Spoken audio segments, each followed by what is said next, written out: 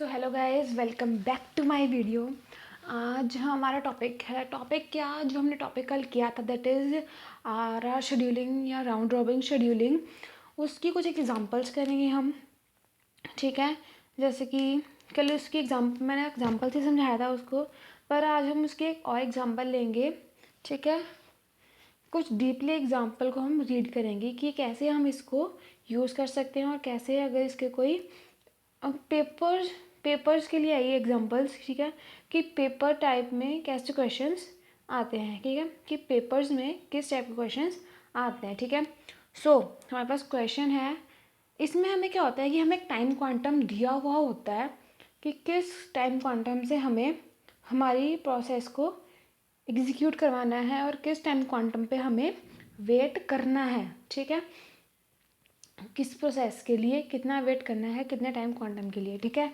अब क्वेश्चन है, तो consider the policy of R scheduling. इसमें हम आर शेड्यूलिंग को यूज़ करके कैलकुलेट करेंगे वेटिंग टाइम और टर्न अराउंड टाइम। क्या क्या कैलकुलेट करेंगे इसमें हम? Waiting time and turn around time.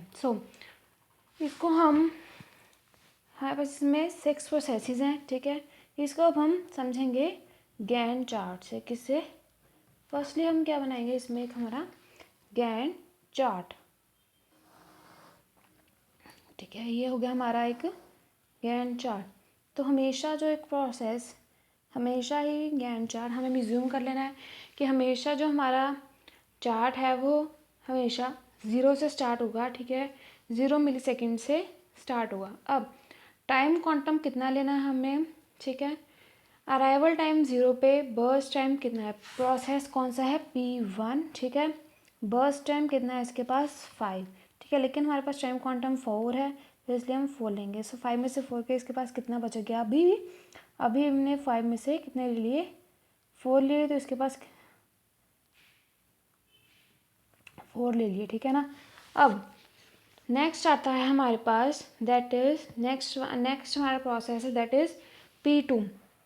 अब इसमें से 1 बर्स्ट टाइम बच गया, ठीक है, जिसको हम आगे एग्जीक्यूट करवाएंगे। नेक्स्ट इज हमारा P2। अब P2 के पास कितने हैं, दैट इज 6, बर्स्ट टाइम 6 है, लेकिन हम अभी 4 ले सकते हैं क्योंकि हमारे पास टाइम क्वांटम ही 4 क्या है, ठीक है।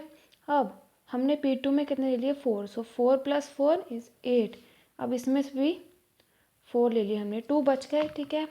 अब हमारा नेक्स्ट एग्जीक्यूट हो गया P3, ठीक है।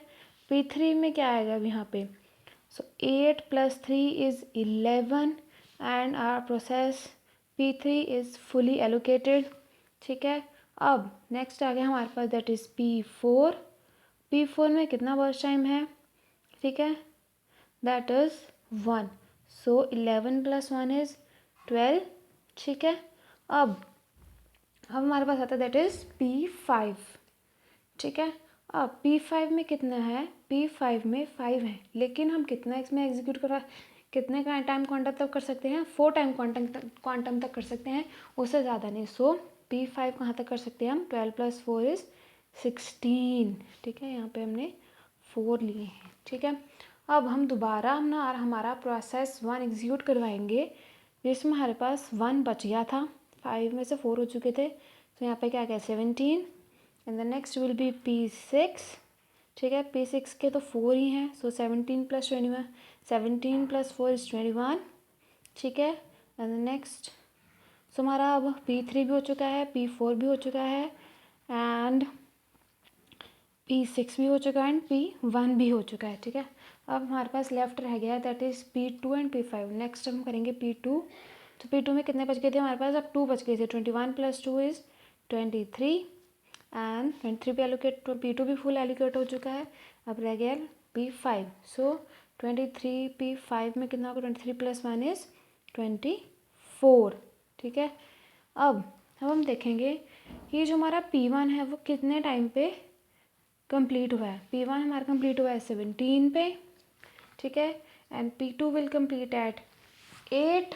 P2 कितने पे कंप्लीट, नहीं, P2 हमारा कंप्लीट हुआ दैट इज़ 23, ठीक है। And P3 will 11, P4 is 12 and P5 will be at 24, है ना, and P6 will be at 21। So अब हमारा निकल गया है कि गैंट चार्ट बना लिया हमने, कंप्लीशन टाइम भी लिख लिया कि कितने टाइम पे कौन सा प्रोसेस कंप्लीट हुआ है, ठीक है। और हमें निकालना है टर्न अराउंड टाइम। क्या निकालना है हमें टर्न अराउंड टाइम। अब हम निकालेंगे हमारा turn around time. Turn around time निकालने का फॉर्मूला क्या है? अब turn around time is equals to completion time minus arrival time, ठीक है। मतलब कि कितने टाइम पे कौन सा प्रोसेस कंप्लीट हुआ है माइनस में कितने टाइम पे कौन सा प्रोसेस अराइव हुआ है, ठीक है, वो निकालेंगे, ठीक है। अब P1 प्रोसेस के लिए, P1 प्रोसेस का कंप्लीशन टाइम क्या है? That is 17 minus arrival time is 0। So process P1 का कंप्लीशन टर्न अराउंड टाइम क्या आ गया? दैट इज 17, ठीक है। अब next for process P2 completion time is 23 minus arrival time is 1, so 22 and completion time for process 3 is 11 minus 2 is 9, ठीक है। and for process P4 is 12 minus 3 is also 9, and for process P5 के लिए 24 plus 4 is 20, ठीक है। and for process P6 is 21 minus 6 equals to क्या आएगा? It's 11, okay. And अब हमने निकालना है दैट इज वेटिंग टाइम। अब वेटिंग टाइम का फॉर्मूला क्या है? That is turn around time minus burst time, ठीक है। Turn around time minus burst time. अब for process P1 turn around time कितना? That is 17 minus burst time is 5, so क्या निकल के आया इसमें से? That is 12। And for process P2 completion turnaround time is 22 minus burst time is 6, so क्या आ गया? 22 minus 6 is 16, ठीक है। एंड प्रोसेस P3 के लिए that is 11 it's 9 minus burst time is 2, सो कितना आया? 9 minus 2, 9 and 8 it's 7, 9। Completion time is 11 for process P3 is completion time. Turn around time निकालना है, turn around time minus burst time. सो turn around time कितना था हमारे पास process P3 के लिए? 9, और बर्स्ट टाइम कितना था प्रोसेस P3 के लिए? दैट इज 2, ठीक है। सो दैट विल बी 7, ठीक है। 12, 16 एंड 7, ठीक है। अब नेक्स्ट क्या है हमारे पास? फॉर प्रोसेस P4 का टर्न अराउंड टाइम है दैट इज 9, ठीक है, minus burst time is 3, so 9 8 7 is 9 8 7 6, ठीक है। अब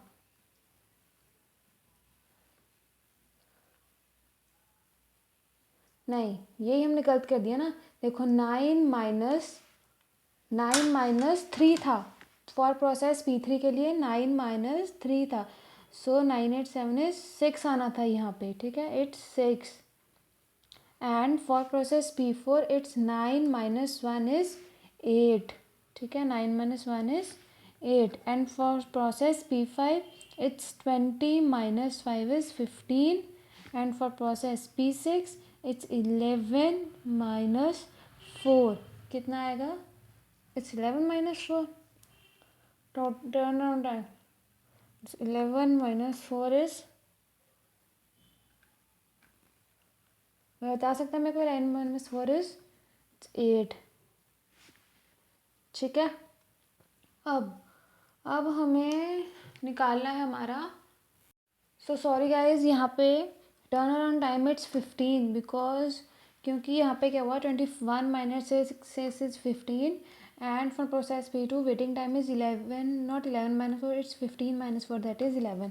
अब आता है हमारे पास that is average waiting time. अब हम एवरेज वेटिंग टाइम कैसे निकालेंगे हमारा, ठीक है। Average waiting time is equals to average waiting time is equals to uh, waiting time of P1 plus P2 plus P3 plus P4 plus P5 plus P6 and total number of processes. So its waiting time कितना है 12 plus 16 plus 6 plus 8 plus 15 plus 11 upon 6. So total कितना आ गया, that is 12 plus 16 is 28 plus 6 plus 8 14 and 15 plus 11 is 26 upon 6, so equals to 28 plus 14 plus 16 is 40 upon 6 is equals to 68 upon 6. So 34 upon 3 which is equals to 11.33 milliseconds. That will be our answer. ये था हमारा कि कैसे हमने निकालना है are scheduling को use करके हमारा वेटिंग टाइम और टर्न ऑन टाइम और बाकी सारे प्रोसेसेस का. ठीक है. सो आज के लिए थैंक